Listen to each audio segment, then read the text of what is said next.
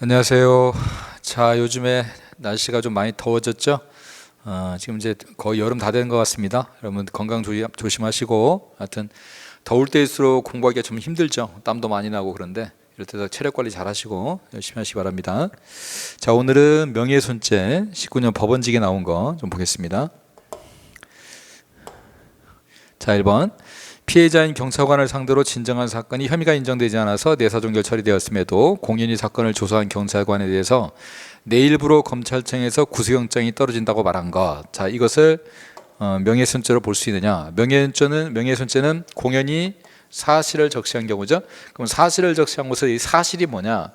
여기서 말하는 사실은 진실이다, 거짓이다. 거짓이다의 반대의 사실이 아니죠. 이거는 의견이나 어떤 판단이 아니란 뜻입니다. 의견이나 판단이 아니라 입증이 가능한 사실, 그렇죠? 입증이 가능한 거, 이걸 의미하는 것이다.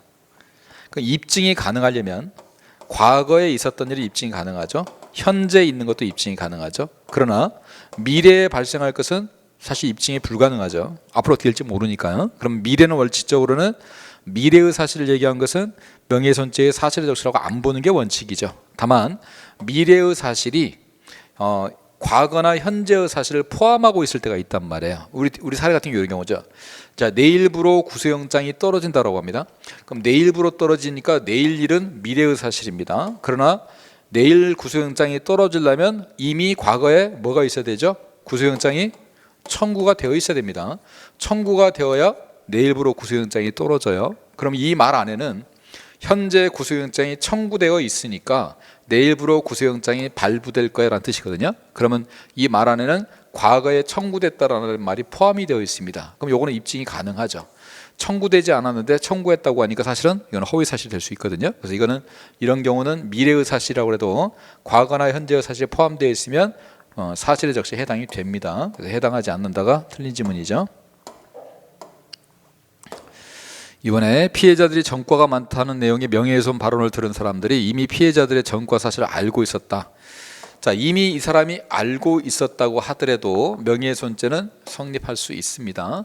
알고 있었는데 또 들으면 무슨 생각 들죠? 확신을 가져버리죠. 아, 틀림없구나. 이것도 당연히 명예훼손 될 수 있고요. 또 전파 가능성도 더 커지죠. 틀림없구나. 그럼 알려도 되겠구나. 이렇게 생각할 수 있단 말이에요. 그래서 알고 있었다고 하더라도 명예훼손죄가 될 수 있다는 거 아시고.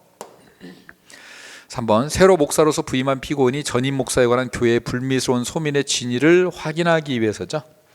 소문의 진위를 확인하기 위한 것이고요. 이거는 어떤 명예훼손의 고의가 있다고 볼 수가 없는 거죠. 고의가 없는 단순한 확인에 지나지 않는다. 따라서 고의가 없기 때문에 명예훼손죄의 사실적시라고 할 수가 없다.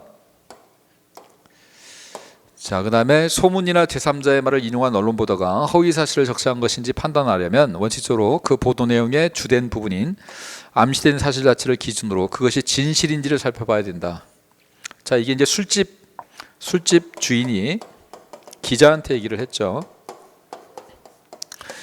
자, 모 국회의원이 욕을 했다라고 기자한테 욕을 했는데 이 기자가 보도낸 내용이 국회의원이 성적인 욕설을 했다라고 기사를 냈단 말이에요. 자, 그랬을 때 이게 허위 사실이냐 아니냐 이거 문제를 따져야 되는데 이 허위 사실이냐를 따질 때 이게 성적 욕설을 했는지 안 했는지를 따지는 건 뭘 갖고 따져야 될까요? 이게 진실인지를 갖고 따져야 되죠. 그래서 실제 국회의원이 그런 말을 했는지를 가지고 실제와 다르면 허위 사실이 되는 거죠. 같으면 진실이 되는 것이고 이렇게 실제 진실과 이 기자가 적은 내용이 같은지를 판단해야지. 우리 원심법원에서 어떻게 판단했냐면요. 술집 주인은 이렇게 얘기를 안 했다는 거예요. 그냥 욕설을 했다라고만 했는데 여기다 성적 욕설을 했다고 붙여버렸단 말이죠. 그럼 술집 주인이 얘기한 것과 기자가 한 말이 다르잖아요. 이렇게. 그럼 기자가 들은 대로 기사를 내지 않고 들은 내용을 약간 각색을 해버렸죠. 이래서 우리 원심법원은 이거 허위다라고 판단을 했거든요. 우리 대법원이 말하면 대법원 이렇게 판단하면 안 된다는 겁니다. 허위 사실인지 여부는 내가 들은 사람한테 말을 들은 내용 그대로 기사를 썼느냐가 문제가 아니라 실제 사실과 같은지를 따져야 된다는 겁니다. 그래서 그것이 실제로 진실인지, 즉 실제 사실과 기자가 보도한 내용이 같은지를 따져야 되지. 요 원래 자기가 전해 들은 내용, 이 전해 들은 내용과 기자가 쓴 내용이 같은지를 따지면 안 된다는 겁니다. 그래서 그런 소문이나 제3자의 말 등의 존부를 기준으로 허위 사실을 타파하지만 안 된다는 얘기입니다. 그러면 기자가 낸 글이 술집 주인이 이렇게 말을 했었는가를 따지는 게 아니라는 겁니다.